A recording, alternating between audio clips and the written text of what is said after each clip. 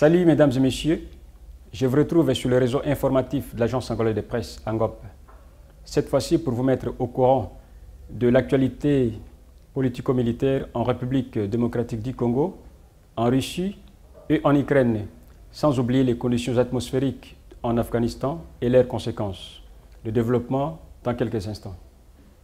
L'armée congolaise a déclenché le 24 février 2015 une offensive contre les rebelles Hutus rwandais présents à l'est de la République démocratique du Congo. Les opérations contre les forces démocratiques de libération du Rwanda ont débuté par la région du Sud Kivu. Selon les autorités de Kinshasa, les opérations militaires se poursuivront aussi longtemps que les rebelles de FDLR résisteraient. En Afghanistan, plus de 100 personnes ont été tuées et des dizaines d'autres ont disparu sous la neige considérée comme la plus forte avalanche connue au cours des 30 dernières années dans les zones montagneuses.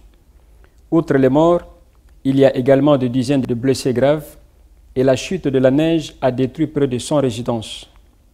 Un habitant a déclaré qu'il y avait encore 3 enfants et un adulte sous la neige. Selon ces citoyens, une centaine d'animaux étaient également retenus sous la neige et que le service pompier du gouvernement n'était toujours pas arrivé sur le lieu de drame. La Russie a réalisé une grande manœuvre militaire dans la région de Pskov, près des frontières avec l'Estonie et la Lettonie. Environ 2000 soldats ont participé à cet exercice militaire. Une des phases de la manœuvre militaire inclut le largage de 1500 parachutistes. Tout cela à moins de dizaines de kilomètres des États baltiques de l'Union européenne. Un porte-parole du ministère de la Défense de la Lettonie a dit qu'il n'était pas agréable de faire des manœuvres avec des milliers de parachutistes près de la frontière. Selon les porte-paroles, malgré cette manœuvre militaire, ils n'en étaient pas préoccupés.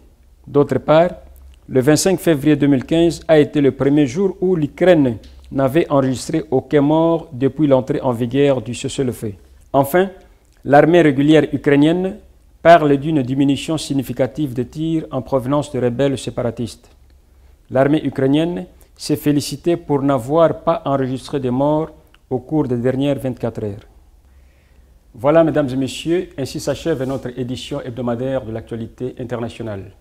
Je vous rappelle que nous avons passé en revue la situation en République démocratique du Congo, en Afghanistan, en Russie et en Ukraine.